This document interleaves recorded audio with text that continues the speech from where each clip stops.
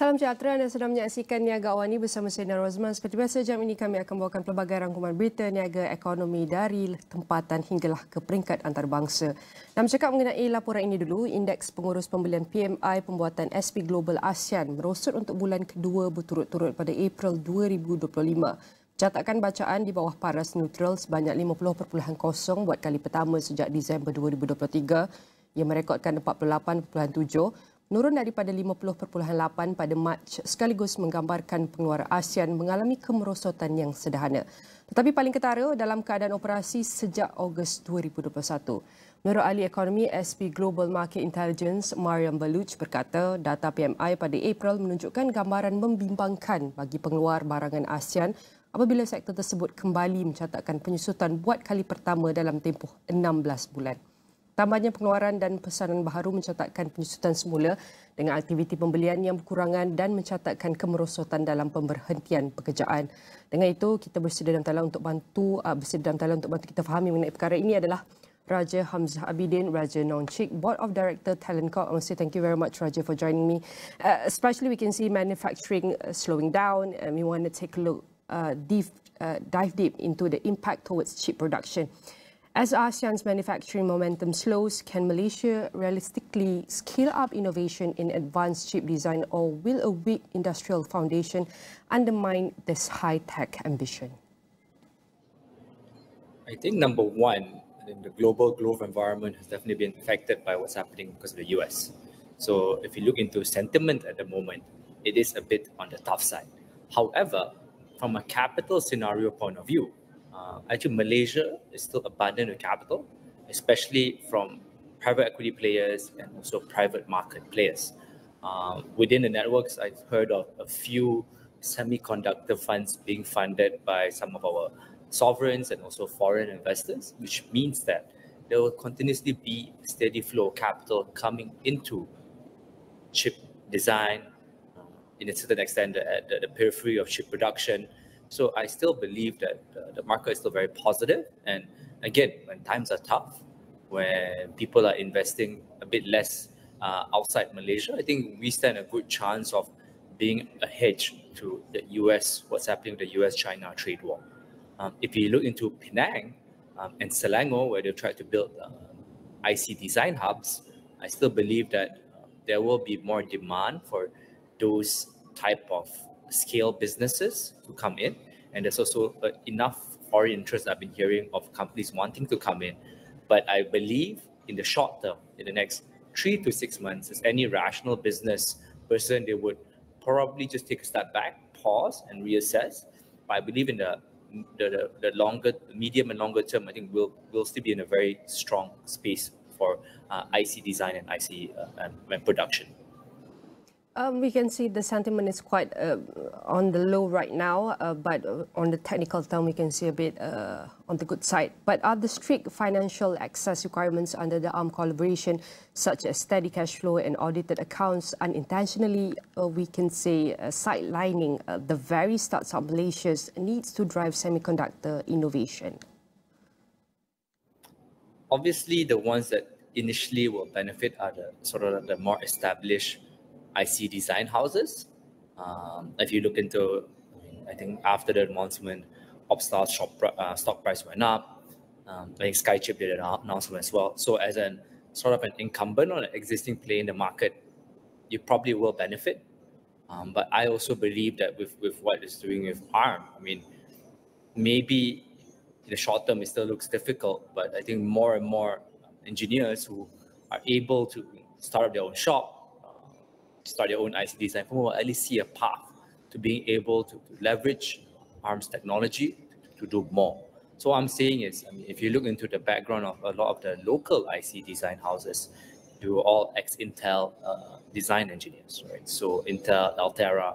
So again, the talent pool is there, but what do we need to help them grow? Right? Obviously, access to different types of IP is important. Secondly, capital is important as well. I put my hats off to the existing guys who've come up with minimal capital or venture capital type investments, and also minimal talent incentives. Until now, the capital situation is a lot better. So if you're an early stage company, you can either go to some of the government agencies, you can go to the fund of fund guys, you can go to private equity players, and there's one.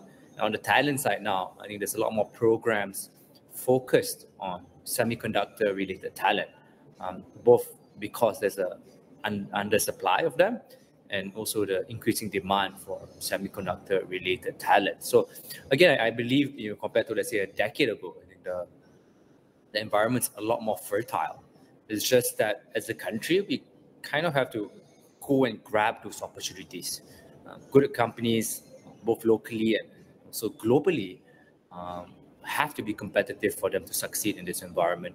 I think what's key, what we've seen is China will probably be a bit less relevant to the US. So we would see some demand go elsewhere. And I think us as a neutral country would benefit for that.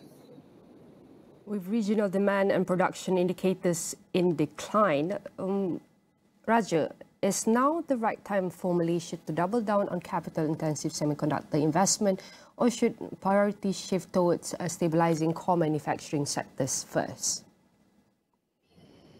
Again, I would say, semiconductor is a broader term of E&E, right? So E&E is still sort of one of the growth engines of the country as a whole. E&E, consumer demand, I think those are some of the underpinnings of growth in Malaysia. So if you look at the sentiment as a whole, I think consumer sentiment is a bit on the low side, given the volatility of the economy, the currency. But at the same time, we need longer-term drivers of growth. Manufacturing and higher value-added manufacturing will have to take up the slack, and this will be providing high-value jobs to the environment. I think we've spoken a lot about FDI, but also what is the right type of FDI coming in. I think about a month ago, I was hosting a bunch of guys from Foxconn, and again they were looking to build more in Malaysia and contribute more to Malaysia, strengthening their supply chain over here. They already have a related company in Penang. So again, I think that there are those kind of opportunities there to still grow. I think as an economy as a whole, in terms of this environment where things are a bit slow, I think you would see consumer spending slow down. So we need to find different ways to drive growth. And manufacturing, I think for us as a country, historically and now, will be an even more important part of the value chain ecosystem for our economy. All right, that is a bigger context if you take a look at the semiconductors and the growth of ARM chips. I want to go to the access tokens. Are the limited 32 access token, which includes 25 for EFA, 7 for CSS, and then sufficient? Is it sufficient to genuinely kickstart a robust local chip design ecosystem, or will this initiative end up benefiting only a select few companies? I would say initially, the ones that benefit will just be a select few. But I think the idea of it all, speaking to the different stakeholders, is it for it to gradually benefit a larger environment, and also I think on the startup side, incentivize some of the startups to go into this space, because licensing some of this technology is extremely expensive, right? So I think when the government de-risk part of it, I think it helps create a win-win scenario. But again, I think we go back to the point. I think there needs to be a conducive environment for risk-taking. We need more IC design houses to come up. I think even in the past 6 to 12 months of capital coming into the semiconductor space, I do see, I think, more companies, more startups in this space compared to before, and also much more foreign investors looking for deals in this space. So I think it's up to the entrepreneurs to look at what's being offered by both government and some of the private sector players like ARM and all that, and see how they can create a value chain. I believe it's still relevant, but again, without the right capital, without the right forward investments, and without the right talent, I don't think we're going to get very far. We're hoping for all the components that you have just listed can bring Malaysia, or can bring Malaysia to balance future forward investment in chip designs with immediate support for its existing manufacturing base. Again, I would say thank you very much. So I guess Raja Hamza Abidin Raja Nonshik, the Board of Director Talent Corp, and definitely all of our discussion here will be featured in AWANI.com and across all social media platform. Baik, kita akan teruskan dengan perkembangan mata wang ringgit dan pasaran untuk kita saksikan bagaimanakah prestasinya setakat pagi ini. Sudah tentu bukan pagi ini sahaja yang mana kalau kami akan dapat, maaf saya punya kaki tersangkut, tapi kalau kita lihat daripada segi touchscreen di sini menunjukkan bagaimanakah prestasi nilai ringgit Malaysia berbanding mata wang dolar setakat pagi ini. Kalau boleh saya kongsikan dulu bagaimanakah penutup ringgit semalam, iaitu telah mengakhiri urus niaga Selasa dengan rendah berbanding dolar Amerika Syarikat. Ketiga pelabur kekal berhati-hati menjelang mesyuarat jawatan kuasa dasar moneteri MPC Bank Negara Malaysia pada 8 Mei ini, kata penganalisis. Pada 6 petang, mata wang tempatan itu susut kepada 4.2285 atau 2360 berbanding dolar Amerika Syarikat daripada paras 4.1990 atau 2035 pada akhir urus niaga Isnin. Baik, nilai ringgit Malaysia berbanding dolar Amerika setakat pagi ini ia mencatat kepada 4.225 dan prestasi nilai ringgit Malaysia berbanding USD dalam tempoh seminggu ataupun 7 hari lebih kurang daripada 1 sehinggalah 7 Mei 2025. Nilai ringgit Malaysia mengalami trend pengukuhan. Apabila graf ini menurun, kalau kita lihat penurunan, ia mencerminkan nilai ataupun kedudukan ringgit Malaysia berbanding dolar Amerika Syarikat semakin kukuh. Namun kalau kita saksikan lebih kurang dalam tempoh seminggu ini, kita dapat saksikan nilai ringgit Malaysia sedikit melemah berbanding dolar Amerika Syarikat selepas 5 Mei ini sehinggalah 7 Mei. Ini adalah prestasi, kita lihat kelemahan yang telah dicatatkan ringgit Malaysia berbanding dolar Amerika. Namun kalau anda dapat saksikan antara yang nilai terbaik, nilai ringgit Malaysia telah dicatatkan adalah paras lebih kurang 4.20 dan antara yang lemah direkodkan pada 4.3280 dan ini juga merupakan range ataupun pergerakan nilai ringgit Malaysia berbanding USD dalam tempoh terdekat lebih kurang 7 hari. Dan bukan itu saja, kita akan kongsikan juga bagaimanakah prestasi FBM KLCI di mana waktu penutup semalam bursa mengakhiri kenaikan awal untuk ditutup sedikit rendah pada Selasa, diseret turun akibat aktiviti pengambilan untung di kaunter perkhidmatan kewangan serta kaunter produk dan perkhidmatan perindustrian, kata seorang penganalisis pasaran. Pada 5 petang, FTSE Bursa Malaysia KLCI susut 0.18% atau 2.74 mata kepada 1536.80 berbanding 1539.54 ketika ditutup semalam. Dan sekarang mari kita saksikan pembukaan semula Bursa Malaysia setakat pagi ini. Kalau boleh kita saksikan, ia berada pada 1536.80 iaitu penurunan sebanyak 2.74 atau negatif 0.18. Ini adalah prestasi Bursa Malaysia setakat 6 Mei pada 5. Kalau kita dapat saksikan, ini adalah prestasi yang dapat kita saksikan waktu penutup sebenarnya. Bursa Malaysia setakat ini sebenarnya belum buka lagi, tetapi ini adalah waktu penutup lebih kurang 1536.56. Lebih kurang kita lihat 9.30 begitu. Di Astro AWANI akan membawakan perkembangan terkini bagaimanakah sesi pembukaan pasaran tempatan Malaysia setakat ini. Baik, ini adalah prestasi Bursa Malaysia yang dapat kita saksikan setakat ini. Selepas ini banyak lagi temu bual yang akan kami bawakan bersama tetamu. Jangan ke mana-mana, kita berhenti rehat seketika dan kembali selepas ini.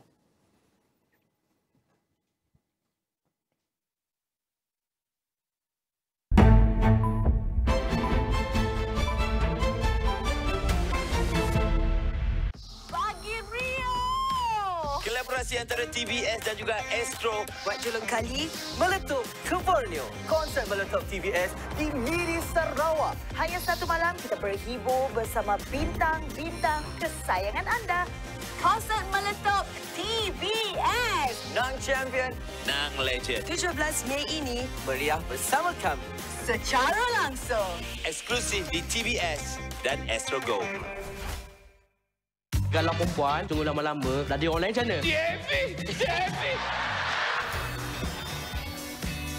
Aku bukan tak nak kahwin, tapi kalau aku dah start kahwin, nanti. Artis jemputan dah padu. Saya belanja semua. Bersama pula cameo jemputan yang tak dijangka. Kau kena pada cakap bahasa Inggeris tau. Astro tak faham. Ada pengalaman? Petik-petik buah semua ada. Rajin petik member. Sepatu Reunion Live 2025 di Astro Prima dan Astro Go. Di dalam setiap berita yang dibawa, konteks amat penting. Cara kita mendapat berita kian berubah. Melalui media sosial maupun saluran digital yang lain serta kaca TV. Kami sentiasa membawakan yang tergempar dan terkini. Kita buat sesuatu yang berbeza. Teraskan acuan verifikasi yang diamalkan supaya setiap fakta adalah sahih. Daripada analisis pelbagai sudut yang mendalam, laporan-laporan khas dan perbincangan yang membina negara. Inklusif, suara rakyat kami ajukan. Keseimbangan persepsi kami pastikan. Kerana setiap cerita mempunyai impak yang tersendiri dan perlu dibawa dengan penelitian yang terperinci. Pastikan Astro AWANI menjadi pilihan anda tidak kira di mana sahaja anda berada. Saluran berita paling dipercayai di Malaysia.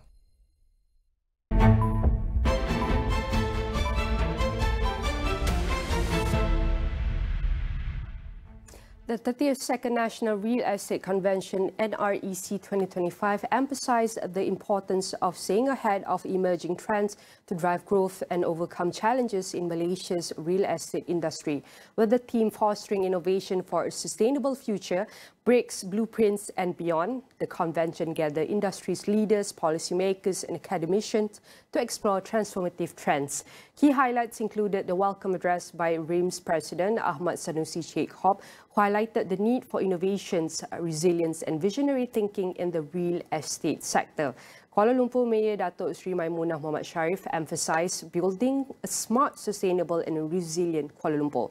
The event underscored the need for sustainable development, policy innovation and strategic investments to ensure the real estate sector's growth and resilience. And for that discussion, I welcome you our guest, Tiba Lakshmi Kunasekaran at the Research Associate Khazanah Research Institute. I want to say thank you very much, Tiba, for joining me.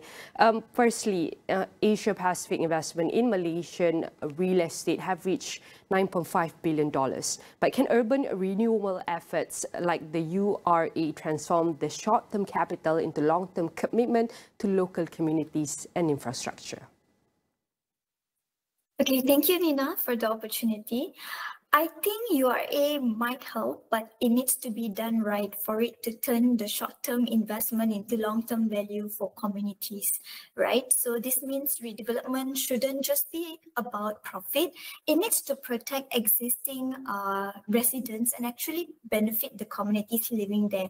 So I think the questions that we need to ask are like, what kind of developments are we going to bring in? For example, if low-cost flats are being demolished and replaced with medium-end apartments, or will they still be affordable over time, especially when it comes to maintenance, right? So poor workmanship and upkeep are the part of the reasons why these buildings needed renewal in the first place.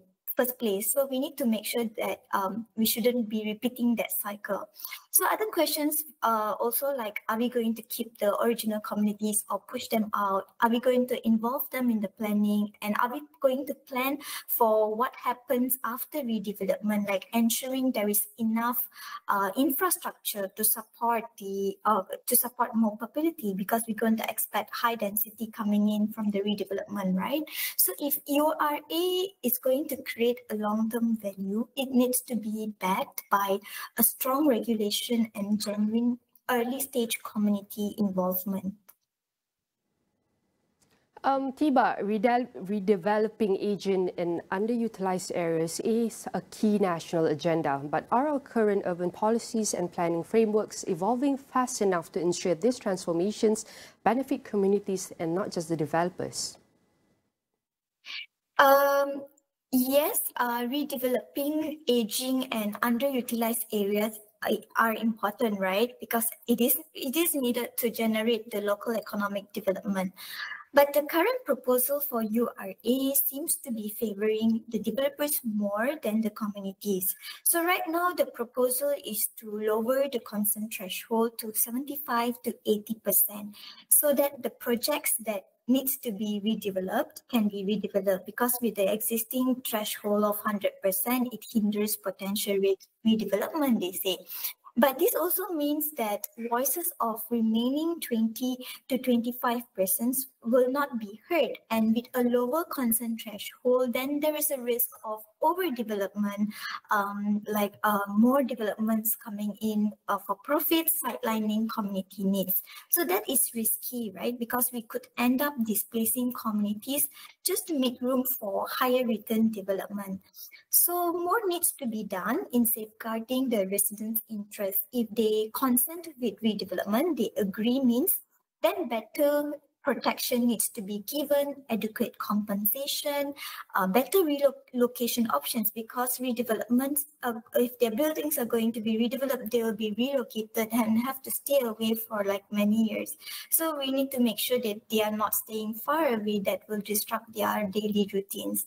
And then we need inclusive planning processes. Stronger roles need to be played by mayors and local councils involved in identifying the right areas and projects, and guarantee that housing that is affordable for them. So yes, in some cases, residents will be getting a free one-to-one unit, right? But would they be able to maintain them in the long term? So if not, then redevelopment actually risks benefiting mainly the developers and leaving the vulnerable groups behind. All right, redeveloping is only worth it, as you mentioned, if we can maintain the sustainability for long term. And definitely that is the main focus that we should take a look at. And the URA is seen as a catalyst to revive neglected neighborhoods. But how do we prevent the risks of forced evictions, property speculations, and gentrifications that could displace long-time residents? Okay, so these are the very right emerging concerns that we need to be to address, right? If we are going ahead with URA, we have seen in the past redevelopment projects how things can go wrong, like forced eviction. Owners that opposed the project or disagreed, they had to move out to different places. The rising property prices and gentrification that ends up pushing long-time residents out. Like we take Baksar South, for example, right? After redevelopment, property values, the surrounding property values surged, and businesses shifted to cater for more affluent crowd. So changing the character of the city and also increasing the cost of living in that area. So first and foremost, what we need to conduct a needs-based analysis.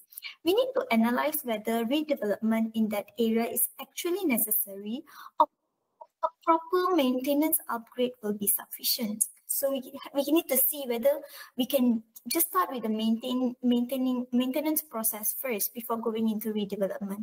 So it's important that any redevelopment is based on a thorough needs-based analysis, and that the voices of residents, especially property owners, are heard and respected. So for property speculation, to avoid speculation, especially if affordable housing projects are included as part of the redevelopment plan, we don't want speculators to take advantage. So we might need stronger measures, like perhaps we can introduce moratoriums to stop people from flipping units just for profit. So ideally, right, we want urban renewal to improve lives and not displace communities. And Tiba, we're also Malaysia heading to aging nation. We need investors-friendly urban renewal, but also one that's fair and inclusive. What concrete changes must we make to our land laws, approval processes, and planning system to ensure equitable outcomes for all stakeholders? Okay, in my opinion, right, I think what we really need is the community-friendly urban renewal. So one that put people at the center rather than prioritizing property value gains. So urban renewal should start with a human-centered approach, focusing on what residents truly need. That means looking at whether existing buildings can be maintained and extended in life instead of jumping straight into demolition. And if and only maintenance is truly no longer viable, not cost-effective, then redevelopment can be considered, but only after a thorough needs analysis. And then approval systems need to ensure that this analysis has been done properly, check if there's an actual local demand, assess the developer's track record, and make sure plans include supporting infrastructures like roads, schools, and public transport, especially since we're going to expect higher population density, right? So this will bring issues like traffic congestions. And we also need to be cautioned of longer waiting times for residents for redevelopment to complete. So we have seen in past projects like Residency Kerinci or Razak Mansions, this resident actually waited for many years, like 5 to 6 years, for not knowing when they will be able to return to their homes. And that creates a very deep a sense of insecurity, right? And we also need to make sure that the plans are actually planned comprehensively, like taking into consideration that the risk that might come that will cause the projects to be stalled or what. So the processes need to be carefully planned and phased, in my opinion. Yeah. Correct. Properly planned so everyone can be moved together with the development without profiting or any one-sided. Again, I would say thank you very much to Tiba Lakshmi, Kunasekaran, Research Associate, Khazanah Research Institute. Definitely we'll have this conversation again about the property sector. Alright, next I'm going to move on to the next discussion. Kerajaan digesa supaya bertindak menjalankan penguatkuasaan tegas terhadap dua aplikasi e-hailing dari Rusia iaitu InDrive dan Maxim termasuk menutup akses platform kerana didakwa beroperasi secara haram. Persatuan Penghantar e-hailing Malaysia, Penghantar Malaysia berkata kedua-dua platform secara dalam talian itu didapati terus menawarkan perkhidmatan tanpa mematuhi peraturan ketat yang ditetapkan di bawah akta sedia ada. Antaranya operator berkenaan didapati tidak pernah langsung memastikan pemandu-pemandu mereka memiliki lesen vokasional kenderaan perkhidmatan awam PSV yang sah sebagaimana telah diwajibkan oleh undang-undang negara ini. Dengan itu saya mempersilakan tetamu untuk bantu kita fahami lebih mendalam mengenai perkara ini adalah Brian Ng Yimin, Penaung Persatuan Perpaduan Rakan Penghantar Malaysia. Saya nak ucapkan terima kasih Brian kerana sudah meluangkan masa bersama kami. Pertama sekali, adakah kegagalan menyekat aplikasi seperti InDrive dan Maxim sebenarnya mencerminkan kelemahan struktur dalam sistem kawalan selia industri e-hailing termasuk ketidakselarasan antara APAD, MCMC sehinggalah penyedia platform digital global? Pandangan Brian. Okay, terima kasih. Ya, jawapannya ya. Ini menunjukkan kegagalan dalam menyekat aplikasi seperti InDrive dan Maxim mencerminkan kelemahan dalam struktur kawal selia. Ya, di mana seperti yang semua tahu, ya, untuk menjadi Grab driver atau driver dalam e-hailing ni, dia perlukan lesen seperti PSV, tetapi pada hakikatnya ramai yang tidak mempunyai lesen tersebut, tapi dia tetap menjalankan perkhidmatan ya di bawah beberapa syarikat atau platform yang menyebabkanlah isu ni di mana kerajaan mengambil tindakan terhadap syarikat tersebut. Padahal memang isu kawal selia tu ada. Ya, macam mana kita nak pastikan bahawa kesemua driver atau pemandu tu mematuhi dan mempunyai lesen PSV dan mematuhi kesemua syarat-syarat tersebut. Jawapannya memang buat masa ini amat susah. Ya, setiap hari terdapat pemandu-pemandu yang masuk dalam industri dan ini adalah amat impossible atau tidak mungkin untuk kerajaan kini mengawal selia, ya. Tetapi saya percaya perkara ini mesti ditangani, dia mesti ada kaedah untuk kerajaan mengawal selia perkara ini, ya. Dan saya percaya pada masa yang sama ini juga membuktikan ada isu ketidakselarasan ya di antara agensi seperti APAD dan MCMC yang menyumbang kepada isu ini. Saya percaya isu ini bukan satu isu satu-satu sahaja atau yang isolated, tetapi ini adalah isu yang lebih besar lagi yang perlu dilihat oleh kerajaan Malaysia. Ya. Dan ketiadaan koordinasi yang berkesan antara kedua-dua agensi ini menyebabkan kesukaran dalam mengawal operasi aplikasi e-hailing yang tidak berlesen tersebut. Ya. Dan ketidakselarasan, ketidakseragaman dan juga kalau kita lihat kaedah pengawasan yang perlu diteliti semula, termasuk juga dengan ketiadaan proses pemantauan dan penyaringan yang menyeluruh terhadap pemandu sebelum mereka mula beroperasi. Adakah ini menjadi punca utama kebanjiran pemandu tanpa PSV atau tanpa insurans? Itu adalah yang telah dikongsikan oleh Brian.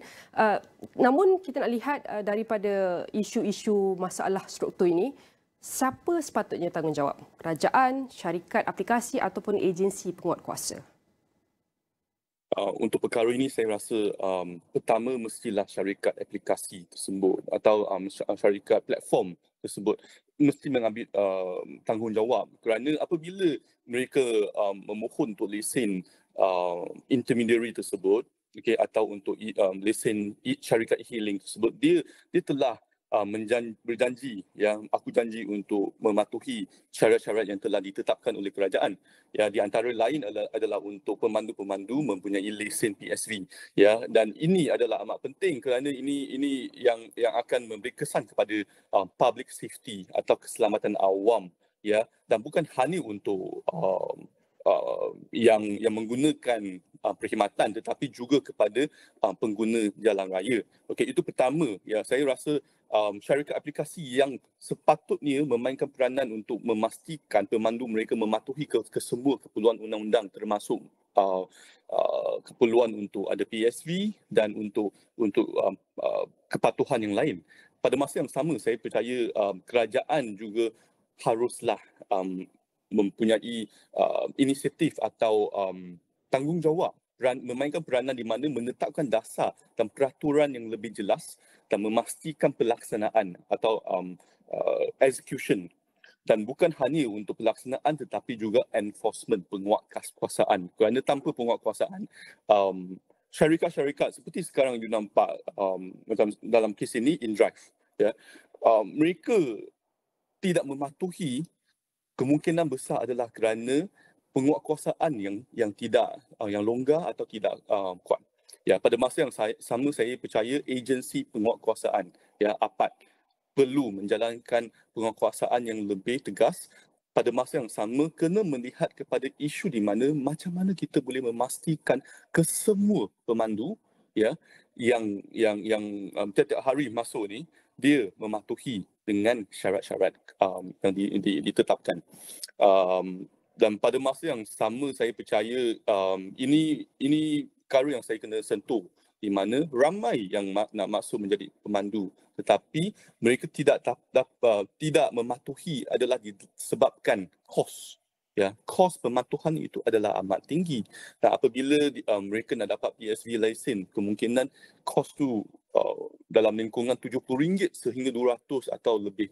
Ya, so saya rasa ini adalah antara perkara yang perlu dilihat oleh kerajaan bersama dengan syarikat e-hailing.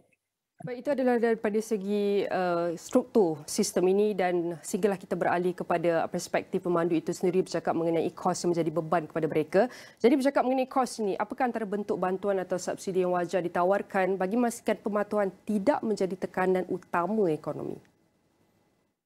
Okey, pertama sekali saya rasa untuk harga atau kos yang ditetapkan oleh kerajaan tersebut perlu dilihat semula, diteliti semula, di mana dia kena lihatlah sama ada kos yang ada sekarang ni yang katakan kalau 6 jam kelas dan PSV lesen tu total okey RM200. Ini termasuk dengan kos-kos lain macam saringan untuk PDRM, saringan oleh JPJ, sama ada dia blacklisted dan untuk body check up, ya, yang saya percaya ini semua ada kos. Tapi ini benda perlu diteliti balik, ya, perkara ini yang perlu diteliti balik oleh kerajaan dan bersama dengan syarikat, ya, di mana kemungkinan boleh dilihat macam mana harga atau kos tersebut boleh dikurangkan. Pada masa yang sama ada kerajaan boleh memberikan subsidi untuk kos lesen PSV, ya, dan insurans. Bagi saya itu bergantunglah kepada kerajaan, ya, sama ada mereka nak bagi subsidi atau mereka terus kurangkan kos tersebut, kerana ini ditetapkan oleh jabatan-jabatan dan kerajaan. Pada masa yang sama saya percaya perlu dilihat juga untuk syarikat, ya, untuk menanggung sebahagian kos. Kemungkinan perkara ini akan menjadi boleh dikatakan membebankan syarikat, tetapi boleh dilihat, ya, saya percaya ada beberapa syarikat dalam pasaran telah melakukan sedemikian. Pada masa yang sama saya percaya untuk kos masuk dalam industri ini bolehlah kerajaan melihat kepada skim pembiayaan mikro, ya, kerana ramai yang pemandu, ya, ingin masuk ke dalam industri ini tetapi mereka ada isu di mana mereka tidak ada kenderaan yang sesuai. Kemungkinan kita boleh adakan satu program untuk sewa, ya, atau sewa beli yang boleh merendahkan threshold, ya, ya, benteng untuk masuk ke dalam industri, saya percaya. Pada masa yang sama, last but not least, saya akan cadangkan juga untuk program latihan dan sokongan yang berterusan, ya, untuk pemandu-pemandu untuk memahami keperluan pematuhan dan meningkatkan pendapatan mereka. Saya percaya Baik. Daripada pendekatan kerajaan, tidak haruslah kalau kita denda atau ambil tindakan, tetapi kita boleh melalui proses pendidikan yang mendidik kepada pemandu-pemandu. Ya. Brian, tinggal berbaki kurang daripada 1 minit, tapi saya nak tambah satu soalan ini dahulu. Jika pemain haram seperti InDrive dan Maxim dihalang tanpa adanya pelan pembukaan pasaran secara adil dan telus, adakah ini akan memberi kelebihan tidak sihat kepada pemain dominan seperti Grab, dan bagaimana kerajaan boleh pastikan bahawa penguatkuasaan terhadap aplikasi haram tidak mewujudkan monopoli baru atau kurangkan pilihan pengguna secara drastik? Ya, secara langsung kalau kita mengambil tindakan terhadap mana-mana syarikat dan menyebabkan mereka tidak wujud dalam pasaran, ini akan menyebabkan satu kewujudan di mana kita kata anti-kompetitif atau menyebabkan persaingan tersebut berkurangan dan menyebabkan pemain-pemain yang sedia ada seperti Grab atau syarikat yang lain dia menjadi dominan, ya, dalam pasaran. Apa yang dimasukkan ialah mereka tak ada pesaing, maka mereka boleh menetapkan harga untuk upah dan juga harga untuk yang menggunakan perkhidmatan, ya. Untuk perkara tersebut tiada apa-apa kawaselia yang ada atau undang-undang yang boleh menetapkan kos atau harga tersebut, yang menyebabkan saya percaya pemain yang sedia ada yang tidak terkesan dengan isu ni menjadi dominan. Ini saya percaya memang tidak sihatlah, menyebabkan satu pasaran yang persaingan yang tidak sihat, dan maka saya akan cadangkan supaya kerajaan meneliti balik benda ni, okay, di mana tindakan perlu diambil, tetapi pada masa yang sama kita mesti memastikan pasaran tersebut adalah pasaran yang sihat. Dan saya percaya kerajaan boleh meneliti balik di mana bagaimana kita boleh membuka pasaran kepada pemain baru yang memudahkan kemasukan pemain baru. Maaf, itu cukup perkongsian menarik. Sudah tentu kami tidak mempunyai cukup masa, tapi kami akan menjemput Brian sekali lagi untuk membincangkan perkara ini dengan lebih lama lagi. Sekali lagi, terima kasih kepada Brian Ng Yemin, merupakan penaung Persatuan Perpaduan Rakan Penghantar Malaysia, dan setiap perbincangan ini akan kami rangkumkan dalam astroawani.com dan di semua platform digital Astro Awani. Baik, kita akan teruskan dengan perkembangan Awani International.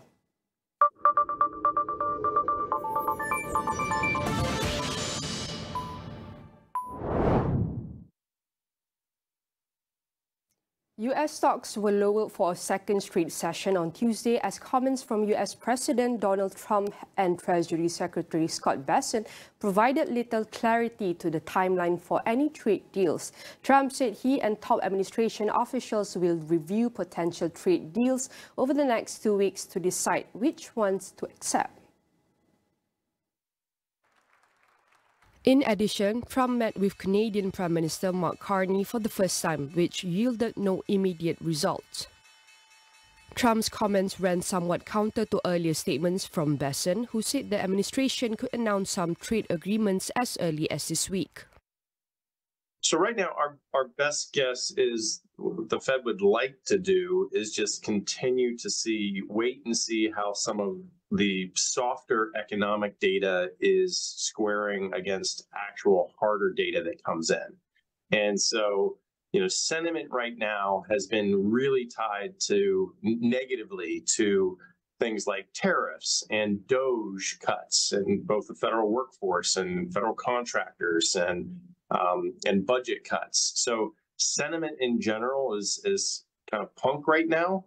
But the actual underlying hard data is still fairly solid.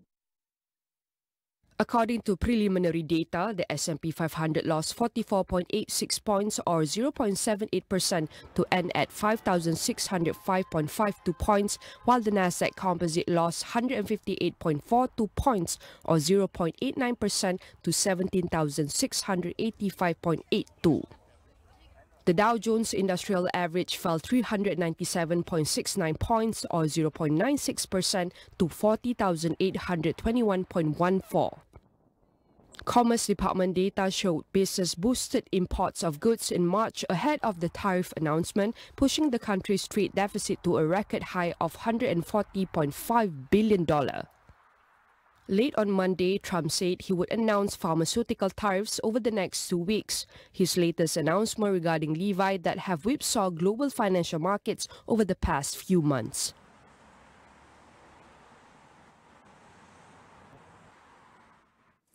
All right, let's break it down what's happening in the U.S. stock market. But before that, here's a bit of new updates. U.S. Treasury Secretary Scott Bessent and U.S. Trade Representative Jimmy Sid agree will meet with China's top economic official this week in Switzerland in an initial ice-breaking step towards potential negotiations over President Donald Trump's tariff assault. The U.S. Trade Representative's office and Treasury said Greer and Bessent would travel together to Geneva on Thursday and would also meet the Swiss President Karin Keller-Sutter to discuss negotiations over reciprocal trade. The Treasury statement said they would meet China's top economic official without identifying the person by name, but Vice Premier He Lefling, his widely viewed as China's economic Caesar and chief trade negotiator.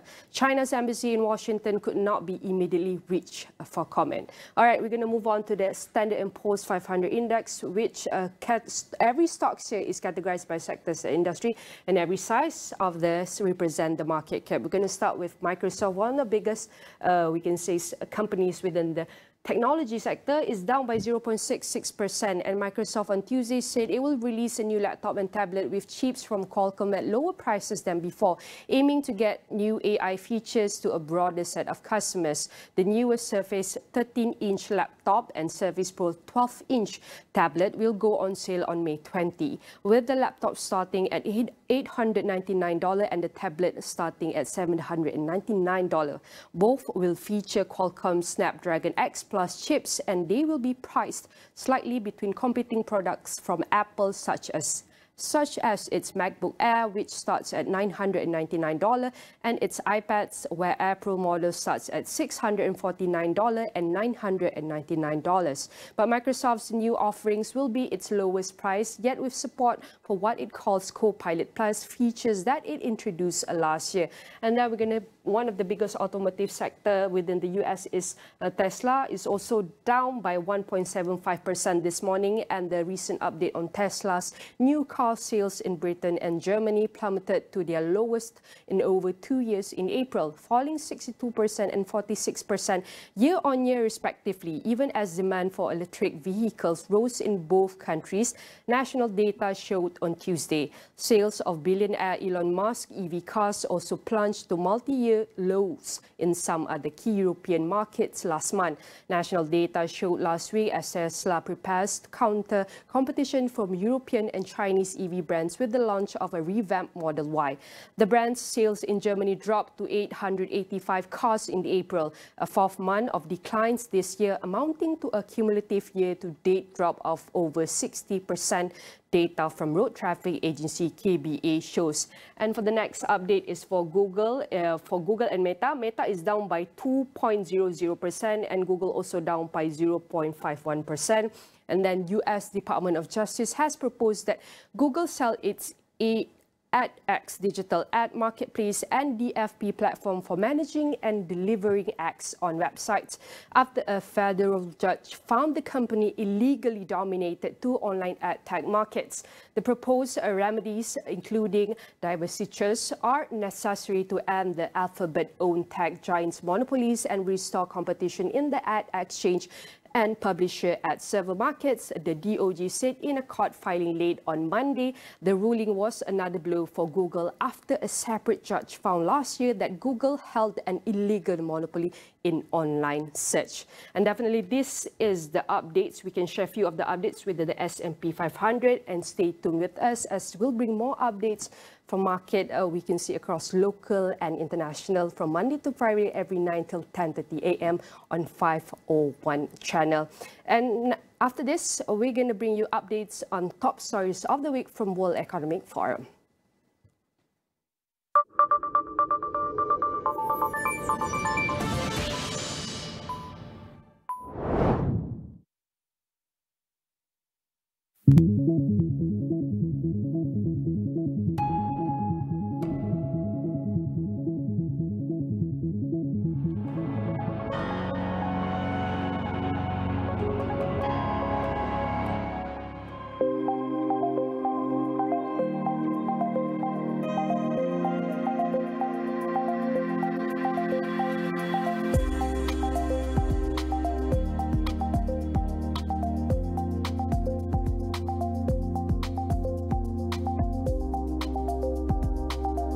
Our technology is able to deduce what pain points have we identified and serve up all the company's existing products, benefits, services, technologies, assistive technologies, aggregating all of that fragmented infrastructure into one place and serving it up to people based on personalization and their unique needs.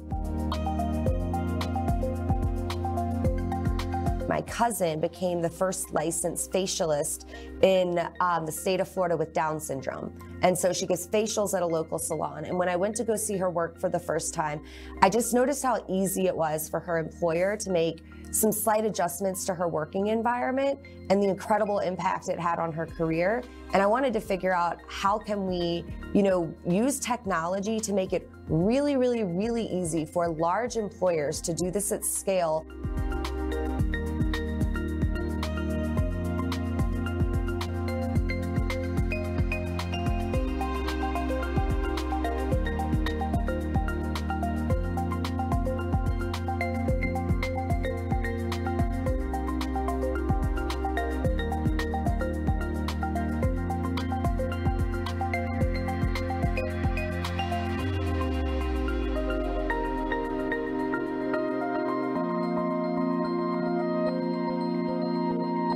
These communities are already applying for jobs at your company. It's just that the processes that you have in place from, them being required to come in for an interview or, forcing someone who's neurodiverse to go through a panel interview when that is not going to be when they show up as their best selves.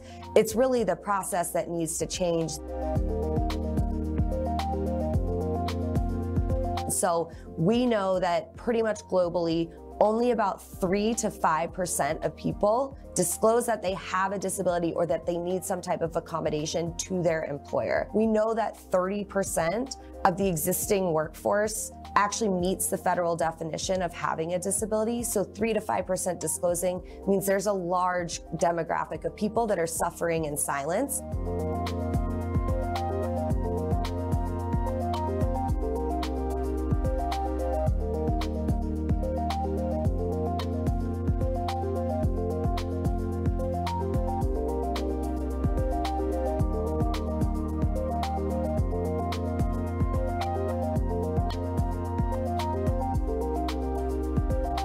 A very common misconception is that because you have a diagnosis or because you have a disability, you actually know what you need to help you in the workforce. And that is not something that gets told to you when you're diagnosed or when you're at the doctor. And so what we had built is technology that enabled people to deduce what they could even be asking for, both for the interview and on the job, to be more successful.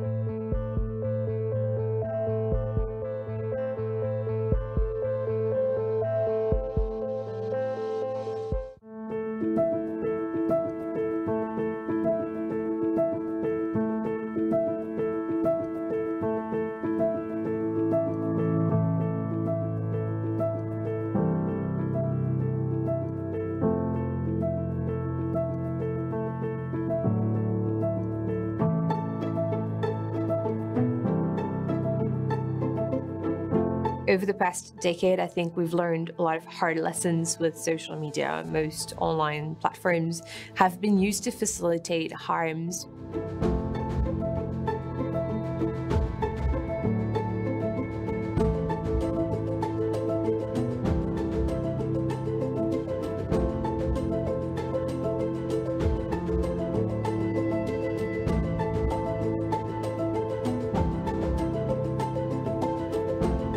A stands for actors. Are they manipulative actors that are pushing a type of campaign that is most problematic? So for instance, a terrorist group, right? So it's actor-based harms.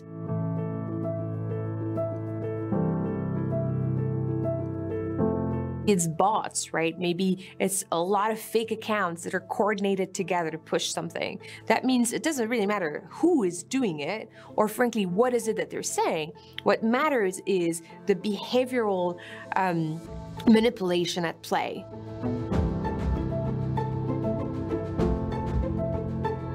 Frankly, that's, not the majority of the problems that we're encountering online. And a lot of the harms are also better thought through this angle of well, is it really a problematic actor, or is it really a manipulative behavior? Not just about, do I like this content or not? Doesn't mean that there's not illegal, harmful content that we also need to take care of. It just means that not every problem online is a problem of content. It can be the actor, or it can be the behavior.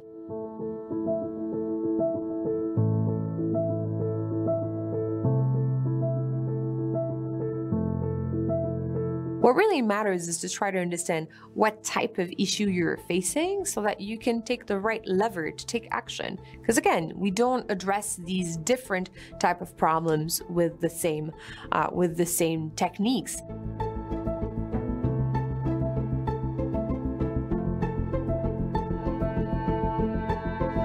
Often, when we think about online safety and security, people are very focused on the rules, right? What are the norms? What are the policies? What should we say is okay? What should we say is not okay?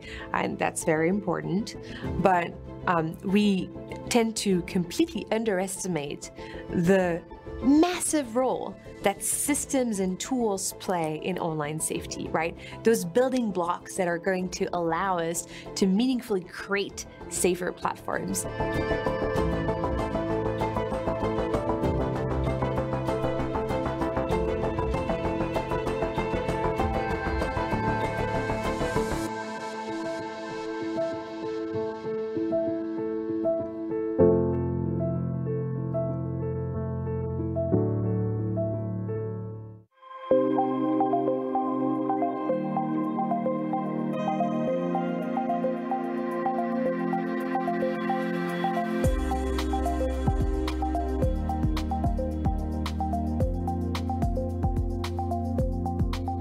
The biggest misperception in manufacturing is that employees are only doing repetitive work. I think that has changed a lot during the last 5 years to a decade. Many people say that manufacturing is so technical and rigid, while during my experience I find it very evolving and very multidisciplinary. I actually had the chance within my company, OCP Group, to take on different roles that span engineering, operations, and large-scale transformation.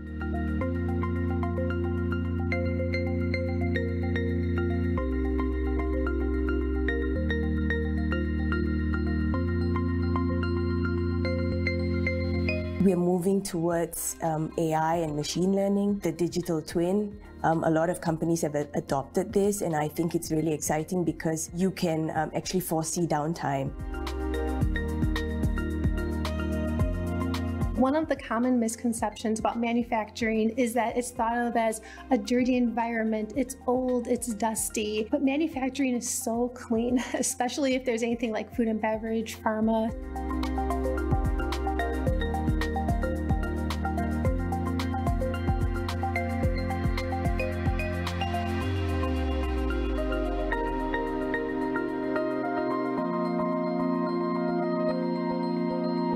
I've been in the industry for 15 years, and the things I see today are so different than when I started 15 years ago.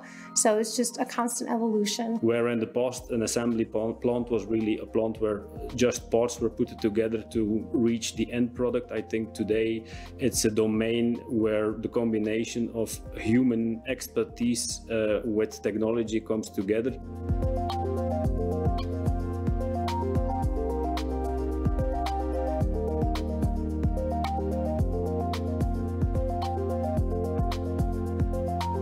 The key examples of predictive maintenance that is being used, where we know better now than certain owners or suppliers of the tools when a tool will break or not. So it's more enriched by newer technologies than anybody thinks outside of the world of manufacturing.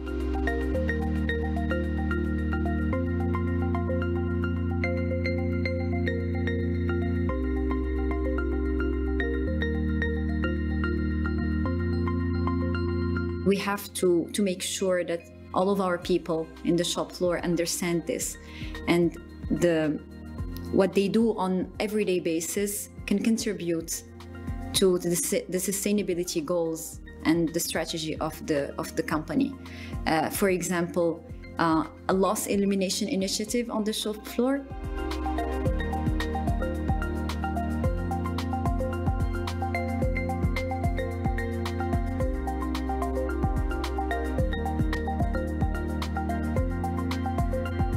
Diversity is so important because it helps prevent failure. Because when you have diverse opinions, you cover more ground. When you just have a homogeneous group of people making decisions, you tend to be biased.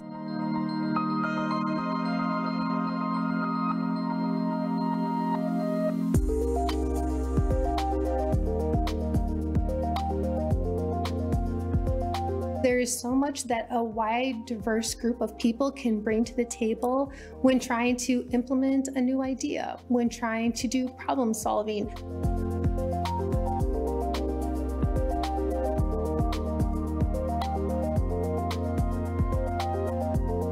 I have a friend who I was talking to years ago, and I was describing my job, and she said, "That sounds amazing. I didn't even know that existed. I would have done something like that." And she's in a totally different industry.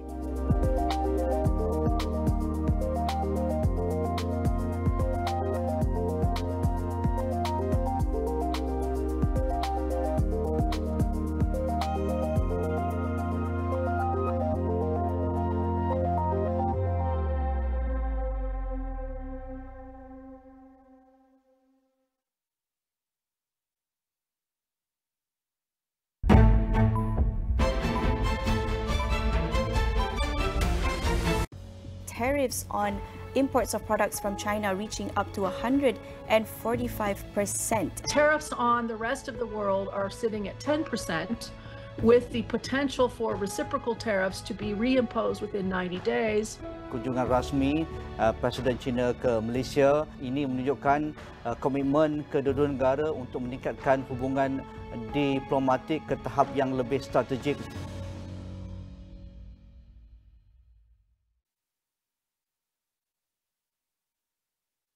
Di dalam setiap berita yang dibawa, konteks amat penting. Kami sentiasa membawakan yang tergempar dan terkini. Pastikan Astro AWANI menjadi pilihan anda, tidak kira di mana sahaja anda berada.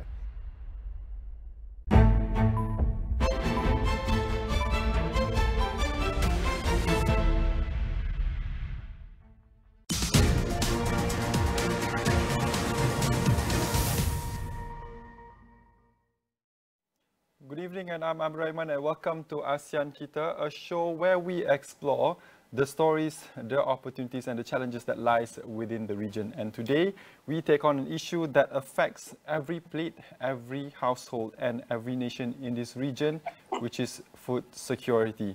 From rising food prices to extreme weather, global supply shocks to geopolitical tensions, ASEAN finds itself at a critical crossroads. And are we building enough resilience to fit our future, or are we still too dependent and too reactive and too fragmented? Joining us to unpack this complex picture is Professor Aimi Zul Hazmi Abdul Rashid, economist at the University Kuala Lumpur. Prof, thank you so much for joining us.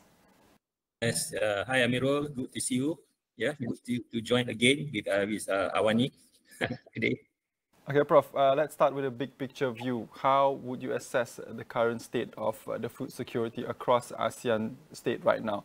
Are we moving in the right direction or of resilience, or are we actually becoming more exposed to risk, Prof? Okay, thanks. Very good questions. Basically, we can easily say, yeah, we are very exposed to these food securities across ASEAN, but ASEAN itself has basically have been as a region, yeah, as an economic bloc, looking at this issue, I think quite some time. And ASEAN with economic bloc over 660 million people, and is projected to grow to I think about 723 million by 2030. Must ensure that we have enough food system so that we have sufficient and nutritious food for all the people. So the problem is that as ASEAN is growing rapidly, and we can see that a lot of countries in ASEAN from Indonesia, Vietnam, Thailand, Philippines, and Malaysia, the leading as well as Singapore, there is a lot of rapid population growth. And then at the same time, we also facing increasing disposable income, which is good, but eventually it will lead to higher demand. Then place for urbanization, yeah, and of course changing dietary patterns as the lifestyle change. So all this basically transform the food consumption landscape. And as we are more exposed, yeah, to the more to the global supply chain, trade restrictions, movement restrictions, yeah, emergence of protectionism, yeah, which recently Trump trades, yeah, trade blocks, yeah, and a lot of countries looking at self-sufficiency. Just I give you some example, yeah, during the pandemic years, when there was a shortage of wheat and corn due to the conflicts between Russia and Ukraine, right? And that's created a shortage of wheat. In fact, during that time, India, the second largest exporters of wheat, refused to export, yeah, because by itself for its domestic use. And then it banned basically wheat export in May 2022 because as part of the measure to control the rising domestic price in India. So this basically just an example, yeah, of the fragility of the ASEAN food system, exhibiting that this is the challenges and the vulnerabilities. And ASEAN itself, Southeast Asia, is basically recognized, yeah, as one of the world's most susceptible in terms of climate change. We know this area, our area, is a region highly vulnerable to the adverse effects of climate change, yeah, increased temperatures, changing rainfall patterns, yeah, which basically disturb a lot of agriculture patterns, extreme weather, drought, floods, yeah, you name it, we have it. So these climate-related challenges directly affect ASEAN agriculture productivity, leading to yield losses, crop failures, and livestock death. So it is very important issues to be discussed, Mirol, and then that's what how we start off our session with.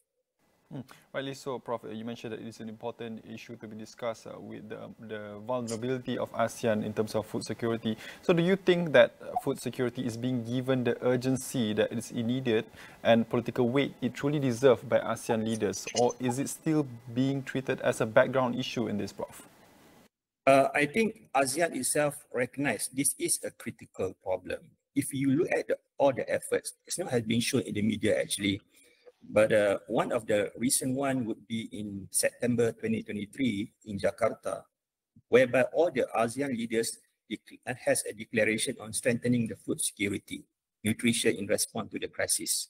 So if you go back further, in 1968, historically, ASEAN cooperation in the agriculture and food sector, dated back as early as that, yeah, looking at the cooperation in food production and supply. And then, somewhere in 2015, up to the plan to 2020, there was something they call it ASEAN Integrated Food Security. We also call it AIFS, a framework of strategic plan action on food security. And then, furthermore, there is also something we call ASEAN Food Security Reserve Board, or AFSRB. Yeah, it was established to review, monitor, and evaluate the situation of food security, yeah, across the globe, across ASEAN as a region, and at country levels. In order to support all this, all the ASEAN member states basically agreed to develop ASEAN Food Security Information System. So it's very there, it's there, the system is there. Then even we have ASEAN +3, which means including of China, Japan, and Korea. It's basically for rice reserve, or we call it APTER, just to strengthen the food security cooperation in the region through systematic data collection, analysis, yeah, in terms of dissemination of food security. All these are there. So we cannot say that the government of each of the respective ASEAN countries did not take care about this, and they are, and because it just not been highlighted in the media. And basically, in the 2015 also, there was a strategic plan of ASEAN, cooperation of food, agriculture, even forestry, which actually end today, this year, 2025. It was started in 2016 up to 2025, which basically defines the vision, the goals for food, agriculture, and forestry sector. So all in all, I think it has been a very much, we call that, aligned, yeah, to all the between all the ASEAN countries in terms of food security. They have something in mind as old as 1968. Yeah, so that is more than 50 years. Yeah, and until now, and it's still been looked at. Yeah, and the latest one would be in the 2023, as I mentioned, in Jakarta. All the leaders has made a declaration, especially after the pandemic years. The pandemic years was the one that highlight the vulnerability of all the countries in ASEAN. Prof, you mentioned just now that there are plans in place, for example, the AIFS, ASEAN Integrated Food Security, meaning there are some sort of understanding between the ASEAN states and ASEAN state leaders. But in the event of a sudden food supply disruption that is quite concerning right now with the tensions of US and China relations and geopolitical risks and all that, do you think this response or this plan is enough in order for us as a region to ensure the food disruption is at a minimal level, Prof? Good question. Well, at least we must have a plan. Yeah, and we plan, and Allah is the best planner of all. You know, we put all the plans together, and the other thing is how about the execution of the plan. So as we know, food security is the fundamental concern for everybody, all the countries. Yeah, it's because without enough food, it will create a lot of social instability, destabilize the whole region. And we had this problem some time ago in Timor-Leste. We had that in last time in Jakarta. Yeah, when the people tummy is not full, then they will start, having this problem, rioting and so on. So whatever the plan, whatever it must be connected. And ASEAN doesn't look only in ASEAN, as I mentioned, it was also ASEAN +3. Yeah, of course, it's looking only at the staple food of ASEAN, which is basically rice. The other one is corn or maize.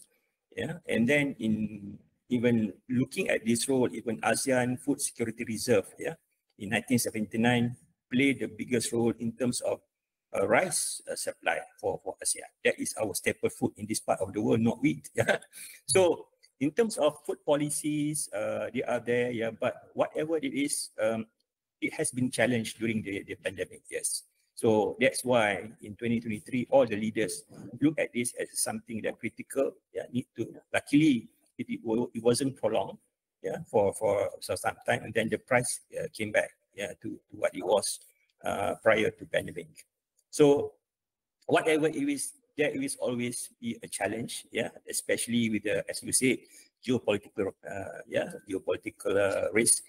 And in terms of disruption to the global supply chain, which will have immediate effect on our food supply. And this must be looked at, and from time to time, as long as the plan is not static, must be dynamic, and it must be evaluated according to the dynamic changes of the market, of the global whatever the issue is. Prof, some have proposed a collective ASEAN food emergency reserve. In your view, is that realistic, and what would it take politically and also practically to make it something like that happen, Prof? We need to have that. Malaysia being the chairman of ASEAN need to take it as a step further to look at a collective food emergency reserve. So as we can see that different countries, we have 10 countries in ASEAN, we can see that like Singapore and Thailand are more advanced in this food supply. They have modern technology, but you look at countries like Myanmar, Laos, and then these countries like Timor-Leste, they are lacking in terms of planning on the food security. So we need to have, of course, when we want to do this at the regional level, there were issues like financial resources, there were issues like logistics and transport. How are we going to coordinate? I would suggest that we have the AFSRB. Maybe after this we need a board which basically implement all this planning at the regional level. You must have all the members of the 10 countries so that we have to see this in a bigger picture. As the growth of population, as I mentioned, growing from 660 million people to 723 million people by 2023, this is something really serious to look at. And Malaysia basically have to bring this up to another level. Just since we are talking about this since 1968, it's not something that is not feasible. It is totally, we already have the basis, we already have the platform. It's just that we have to take this challenge and step up from what it is now.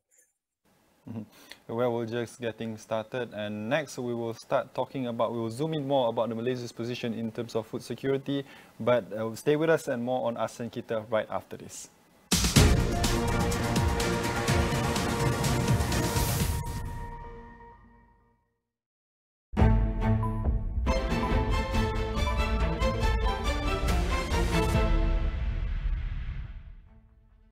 Di dalam setiap berita yang dibawa, konteks amat penting.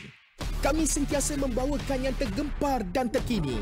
Pastikan Astro AWANI menjadi pilihan anda, tidak kira di mana sahaja anda berada.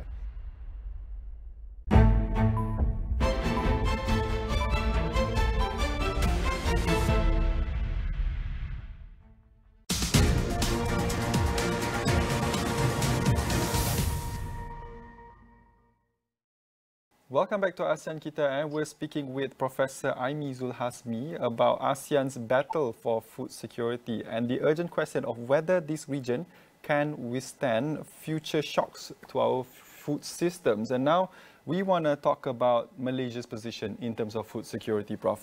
Zooming into Malaysia, how would you compare our level of food self-sufficiency and resilience compared to our ASEAN neighbours? Are we leading, or are we lagging, or somewhere in the middle, Prof? I would say we are somewhere in the middle, but we are lagging behind the leading, which is Singapore. By all means, Singapore not only leading in the region, but also the leading globally as well in terms of food security, because they understand their position being a small country which is not self-sufficient. They have to rely on import foods. I think they have basically built up a good food security system for Singapore, everything from rice, other staple food as well. So we have basically a lot to learn from how Singapore do it. And for us, I was made known that we may have a supply level not more like 3 to maximum 6 months. Then if anything prolonged in terms of supply, then we have a problem. So in terms of self-sufficiency, food security, it is a security issue in Malaysia. And these are all happening as we can see, and it's a bigger issue recognized by the government. But unfortunately, not much been done on this. Especially we are relying a lot of the imported foods items coming into Malaysia. But we can't say that we're not doing, we can't say that this is not something that we can live with. We look at Singapore, even though it's a small country, but it has enough for the citizen.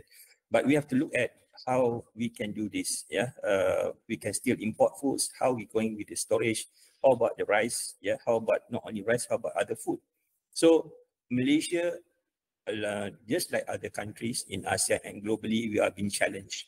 Yeah, in terms of land usage for agriculture, I would say based on the data, 1/5, yeah, of the agricultural land available is only planted for food crops.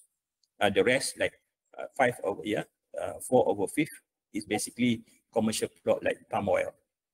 So that is the reason, and that also includes that 1/5 also include like you go to Cameron Highland, vegetable and all those things. But 4/5 because we are being the second largest producer of palm oil, so the focus is more on the commercial plantation instead of food crops. So that what makes it more than before important, for this, and then as well as the phase of industrialization, growing numbers of population, which basically need more houses as well. So it is a big challenge role for Malaysia in terms of self-sufficiency, food security, in terms of supply overall, which is not an odd problem, which is a common problem in a lot of developing countries. You mentioned that we are somewhere in the middle and quite far away from Singapore, which is far more advanced in terms of food security. Do you think the government has that political will? Because I remember Minister Dato Sri Rafizi Ramli saying that in terms of food security, it's not really a sexy topic for any government to do some sort of initiative towards it, to fix the problem, to make sure that the country is self-sufficient in terms of food security and also agriculture. Do you think the government, do you see now, do you evaluate them, have that kind of political will, and actually we are moving towards, in terms of becoming more self-sufficiency in terms of our food security, Prof? I think the current government is facing a restructuring of the economy actually. Everything we can talk about the subsidy bersama, targeted subsidy from the fuel, as well as the other consumer products. Yeah, so this is one of the issue they want to overcome with first. Okay, then maybe next one will be the food security. Hopefully, because the subsidy given to given a lot, I think even exceeded the amount of the development under the budget, annual budget that we give every year. So we must try to reduce this wholesale, I would call it, instead of targeted subsidy. Right, then we can look at the food security. But food security is a critical issue. The more that we wait, the more we put ourselves at risk. And the way the geopolitical issues that are ongoing, the many factors, it is highly. I think we have to start somewhere. Yeah, we can't wait until that we implement the RON 95 only then to start this issue on food security. And as I said earlier, that we imported now, I think close to 70, not mistaken, around 76 billion ringgit of food annually as of 2023. So that has grown a lot. From I think in 2018 was only about around 46 billion. Okay, maybe the amount of food has increased, but actually what we are having is basically the inflated, imported inflation that coming into Malaysia, causing the price of goods to increase. This is something that we need to look at as well. And if we be able to prepare for our food security issues, we have to look at also the storage. We have to look at the pricing, of the goods that we imported. So total reliance on of course, we imported beef from India. We import agriculture products from Indonesia. It's cheaper, but at the same time we have to go really big on agriculture. How are we going to go on the modern agriculture? And it's not something impossible. We can look at countries like we can learn from Thailand. Thailand is very advanced in terms of agriculture. The government emphasizes a lot of agriculture technology in Thailand. Besides that one, the most successful country in the world in agriculture, a small country, used to be the same size population as Malaysia, but now slightly smaller than Malaysia, is Netherlands. The Netherlands is one of the biggest producers of agriculture crops for the world. and then how they manage to do it. So we must learn from these two countries how they go about, and in terms of maybe they see different weather, maybe because of 4 seasons and all those things.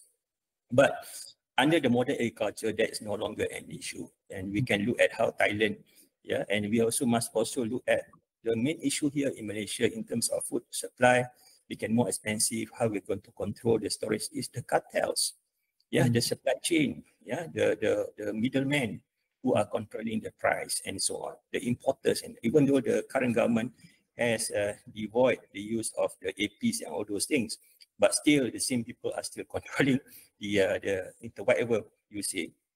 Any food that is imported, even though we have chicken and eggs, locally produced, but the maize are actually imported, from overseas. Why can't we use our own agriculture? Sometimes they was talking about the waste from the oil palm, oil palm, all those things.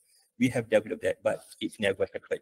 Why are we still importing maize from Ukraine and other countries? Why? Because all these are basically controlled by certain cartels. So these are the things that we must look at, and the government must basically intervene, looking at the supply chain, how we're going to do it, because it's not only about storage, it's all about logistics. It's all about not only about supply, there is resources, how we control all this. So in terms of coordination, there's a lot of effort needed. There's a lot of effort on the government side, and they must work hand in hand with the businesses, especially the small medium industries. We need to grow our SMEs. Our SMEs, most of our SMEs in Malaysia, the micro SMEs, they're all involved in food production. Food related industry, either restaurants, food businesses and whatnot. So this is something that we need to really seriously look at. And something we need to learn fast from our neighbor or from Netherlands. Prof, we are seeing the return of trade protectionism and the rising of geopolitical uncertainty. Given this landscape, how risky it is for the region to still be so dependent on food imports from outside the region, Prof? As I mentioned earlier, Aiman, that we need to really look at Malaysia alone is not enough. We need to move as a trade bloc, and ASEAN is not only a political bloc. It needs to be a very strong economic bloc. It need to be like EU. It need to be like other successful trade blocs to negotiate with other trade blocs.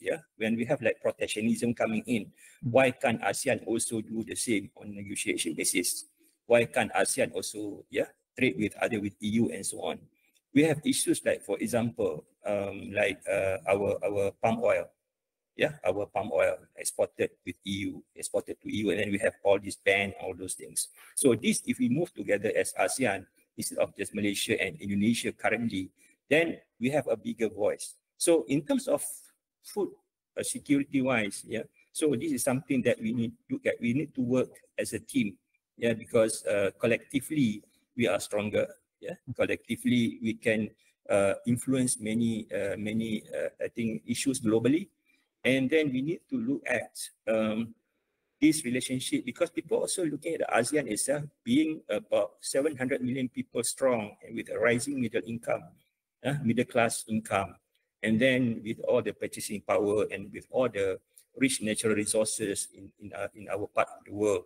And ASEAN stands to do that. So Malaysia, being the chairman of ASEAN, need to look at this more globally, looking at leading the chair, leading the bloc to a higher level.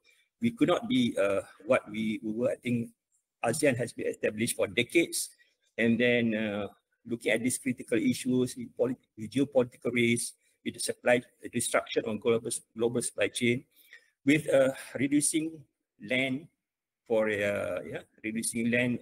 agriculture, urbanization, growing population, a really comprehensive plan, Aiman. We need that to do that. And it's not only planned, it must be properly executed. It must be a steering committee, at ASEAN level to drive this to drive all these implementations. Prof, with the final minutes that we have, I want to talk about the climate change impact also as well for the region.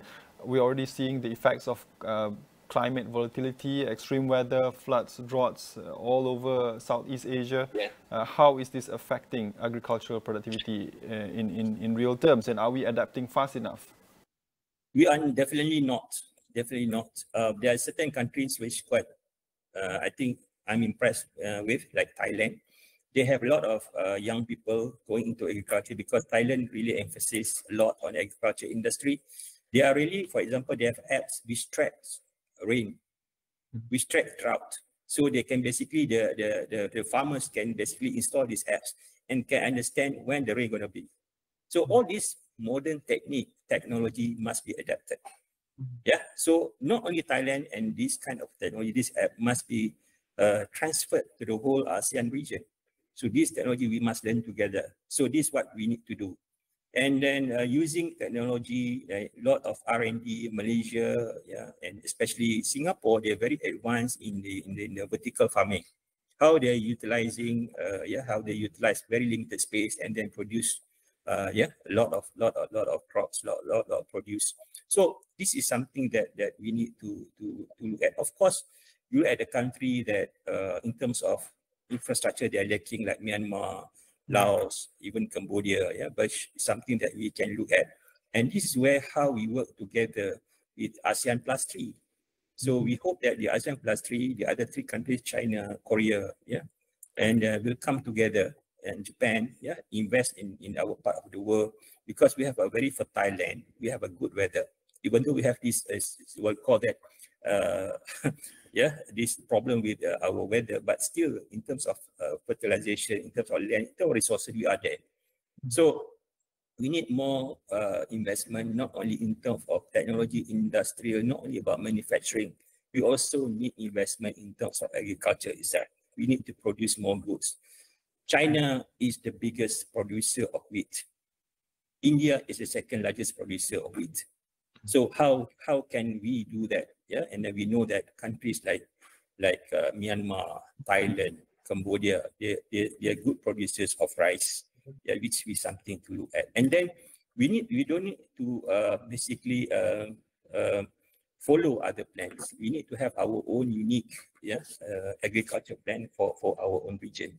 And the background of changing, as you said, climate change quite rapidly.